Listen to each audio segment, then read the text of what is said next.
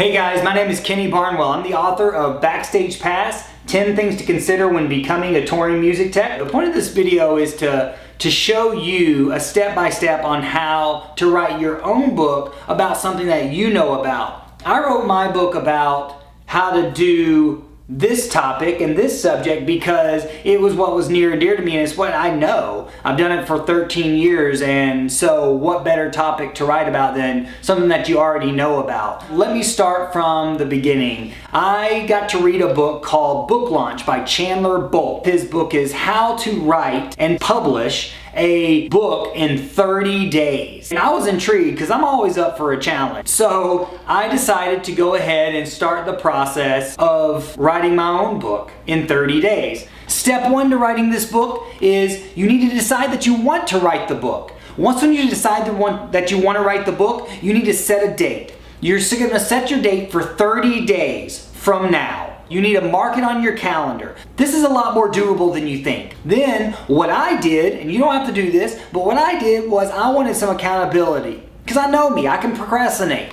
So what I did was I went onto my social media and I told my social media that I am in the process of writing a book and I will have this book published in 30 days. And I told my social media the exact date that this book was going to be published. That was step one.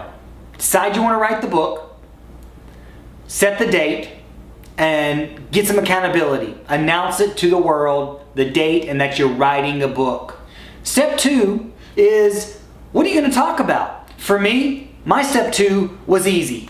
I wanted to talk about things that I know about, like I mentioned before. So, 10 things to consider when becoming a touring music tech. That's my subtitle. The title aside, what I talk about in the book is 10 things to consider when becoming a touring music tech. So what I did was I went into the notes, the memos on my phone, and I wrote out intro, 1 through 10, conclusion. They were all blank at this point. Then I started to fill it in. I started to think, what are the top 10 advice that I would give to someone wanting to become a touring music tech like I have been? Now again, I didn't have to dig too far. I've done this for a whole career. So whatever your topic is, whether you're talking about how to sew quilts or how to mix audio or how to build houses or how to adopt cats, just write what you know. Okay, I guarantee you, whether you do it in your job or it's a side passion of yours,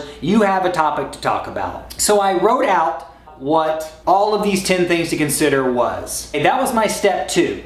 I knew exactly what I wanted to talk about. I had the titles of each section of my book written out. I did that really by the first day. By the first day, I had already made the decision and everything in step one, declared it and told my social media. Step two, I had already written out my intro title, my 1 through 10 subject titles, as well as my conclusion title, and that was by day one. Step three is writing the book. Now, there are a variety of different ways to write the book. If you're not 100% certain on how to go about writing, you can always go online to places like Fiverr or Upwork.com. That's Fiverr, Fiverr.com, or Upwork.com, Upwork.com, and you can hire a ghostwriter. You can hire somebody that will transcribe all of your speaking into a Word document for you. I feel like I'm a pretty smart guy, and I don't mind writing. However, I was on tour and super busy. I was in different time zones, in different countries at the time. So I made the time. We have 24 hours in a day. It's just what you do with it. For step three, how I approached writing my book was I took the voice memos in my phone. Okay, I was in hotels, dressing rooms, on a tour bus at the time. Most of the time I did it in a hotel. I gave myself 1 hour, just 1 hour every day of serious focus. For that hour, I would say introduction, pursuing music for a living. And I would just start talking. I would say chapter 1, getting started in the who you know. And each time that I would talk and I would finish, I would title the memo in my phone what the chapter was. Now, I only gave myself an hour. To be honest with you, the first day that I did this, I had the intro and the first 3 chapters talked into my phone. That was amazing. I was so freaking pumped. You all know probably what it's like to be pumped up. It's called momentum. You don't want to stop. So what I did the next day, in that next hour, I went ahead and plowed through another 4 chapters of talking into my phone. By day 3 of this whole project, the majority of my content for my book was already vocalized and recorded. So 4th day of the start of the project, I had all of my chapters vocalized, recorded, into my book, what it was all talking about. Now I needed to transcribe it. I wasn't going to pay somebody extra money to transcribe my work, plus I wanted to elaborate on it.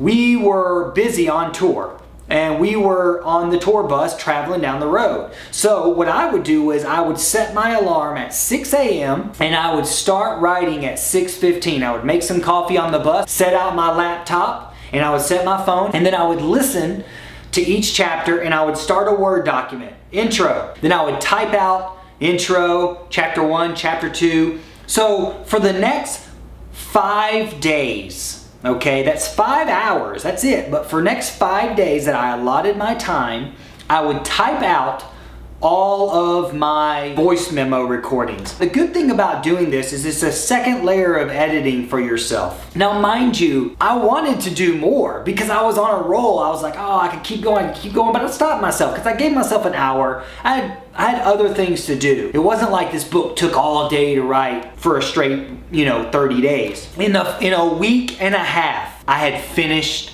the first draft of my book. I was so pumped up. I will tell you, there was a lot of doubt that if I could even follow through with this, if I could do it. There was a lot of the voice inside my head, so to speak, telling me that I'm not good enough, that I'm not enough. Maybe I need more education. Maybe I need to take some writing classes. Am I even credible and valid as a touring music tech for only being on the road for 13 years? I just had to fight that inner voice and not listen to it and push on. Step 4, getting an editor. Now, there's 2 types of editors, content editor and copy editor. The copy is the actual grammar, punctuation, and spelling and all of that of the book. Now, obviously, when you're doing it in a Word document, you can check spelling, you can even check grammar a bit. Then there's content editing. Content editing is, does it make sense when you read it or when someone else read it? You wrote it, so you kind of know your style. I also have a way that I speak in my writing. A lot of people told me that's read this book that they can actually hear me talking when they read it. I wanted to keep that. Here's how I hired my editor. I went on upwork.com, upwork.com. I set out for a job. I stated in my job that I want the book edited, content and copy editing, for $150 and done within 5 days with no more than 3 revisions back and forth. Because you can over edit, you can edit yourself to death. Trust me, when it comes to the creative process, you are your own worst enemy. You'll never feel like it's right. At some point, you just gotta be okay with it. I'm 2 weeks in, and I wanted to give myself at least 1 week at the end of all of this editing process and graphics and everything to make sure that it was going to upload and process correctly into Amazon Kindle. At this point, I was doing the digital version of my book. So step 4 is finding your editor. So I sent my job off, and I also sent the intro to the book attached to the job description and asked for a mock-up of how they would edit my intro so I can see their editing style. When I put that out there, literally within a matter of hours, I had probably a dozen editors to choose from. So I read all of the different ones, narrowed it down, and I just chose an editor. I chose an editor that I really liked, that I felt would keep my voice and my style of writing, that could also help me make it better. Even though I gave her 5 days, after the second day, she sent back to me a completely edited version of my book on Word. Now on Word, you can have it set up to where all of the edits are in red, and until I actually accept the edits, does it actually change it out. I didn't have to necessarily agree with her change. She did send back to me one paragraph that didn't make sense to her that I had to rewrite, and I completely agreed with her. So I rewrote a paragraph, and I actually, on top of that, ended up elaborating and wrote another paragraph, which was great. added more content to the book. During the editing process, she actually took it and made it into book format for me. Made it actually look like pages of a book other than just a simple Word document. We went back and forth twice in revisions. After finalizing and loving the book, I was super happy with it. The way Upwork works is you deposit funds into a little escrow account on the website. Whenever you're happy with your freelancer that you're hiring, you can release the funds. Not only did she do a great job editing my book, but she finished it in less than the time that I had allotted, which was huge. During the editing process, I'll call this step 5, but it's really still part of step 4, because while the book was being edited, I wasted no time getting the cover designed for the book. I went back to Upwork. I released another job. I told in the job description exactly what the book was about. This book is a music industry book. It's about how to get on tour. Here's my ideas. I had a few different ideas of what the cover could be like, but I'm open to options. I think I only had like $40 to spend on graphics, but I wanted 3 options. And the reason why I wanted 3 options is because I wanted to engage my social media followers and let them be a part of the process and let them help me choose the cover and what they thought the best cover would be. During this process, I also went to Fiverr.com. I want to tell you this because this was something that I learned. I went to Fiverr.com to also give an opportunity to a designer that I felt like I liked on there. Spent $5 for 3 graphics that were terrible. I went back and forth with this person and wasted time, and I ended up not using any of her graphics, and I felt bad for her because she just couldn't seem to do what I wanted. However, in the meantime, I started with the Upwork job, and I was able to get a graphic designer out of Macedonia that was amazing. He came up with a couple of cover options for me. I had another friend of mine submit one cover option that wanted to do it because he was excited about the project. So I took the 3 options that he did for me for, again, like $40, okay? I put all the 3 options. I made little videos for Facebook and Instagram, and I put them out there, and I let my social media decide. I felt like who better than the people that was supporting me the most to help decide in this. I recommend you do this because what it allows you to do, it allows you to engage people in part of the process, also sets you up for some potential sales. Maybe you'll get to sell some of your book to the people that got to vote. That was during the editing process. So by the end of the 3rd week, I had already had the cover of the book done, complete resolution, everything. I also have a completely edited book and ready to upload, or so I thought. There's one more step of the process. We'll call it step 6. This is the step that you'll have to do before you can upload a Kindle book. Kindle has to have a certain format for upload, okay? It's a certain file format. So I went back to Upwork.com. That's UPWORK.com.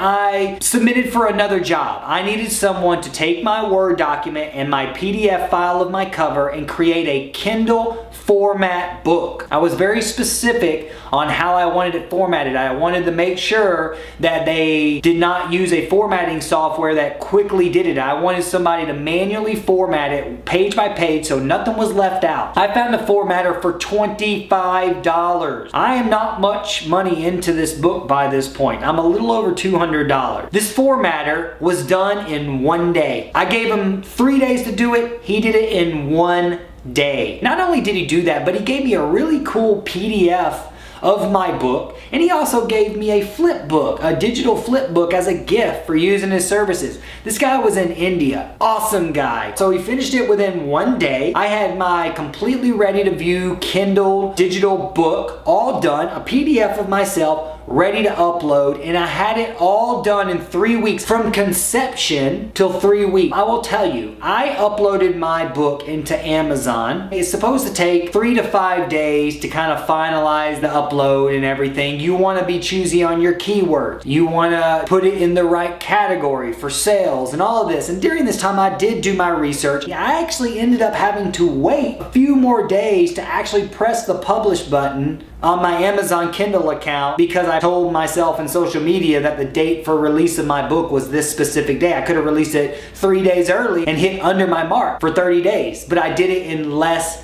time. So I pressed publish and I was a freaking published author. Incredible, amazing feeling. I can't tell you how much pride I have, how much pride that my friends and family have, and appreciation and gratitude for me for following through with something. I want to point out to you all of these steps that I'm talking about and all of the more detail on the steps are in Chandler Bolt's book called Book Launch. His book is amazing. He'll tell you exactly how to strategically write this book in a variety of different ways than I told you, and also get it as a bestseller on Amazon. Amazing. So I want to encourage you to get out there, get over yourself, write your book. Despite what you heard, knowledge is not power. Action is power. There are so many people that want to write a book. They're going to watch this video. They may even watch it 2-3 times over, and they will know exactly how to write a book, but they'll do nothing with it. Knowledge is worthless without action. So now that you know, take action. I believe in you. Everyone that loves you believes in you. There is nothing to it but to do it. Thank you so much. I appreciate you guys for watching. I love you.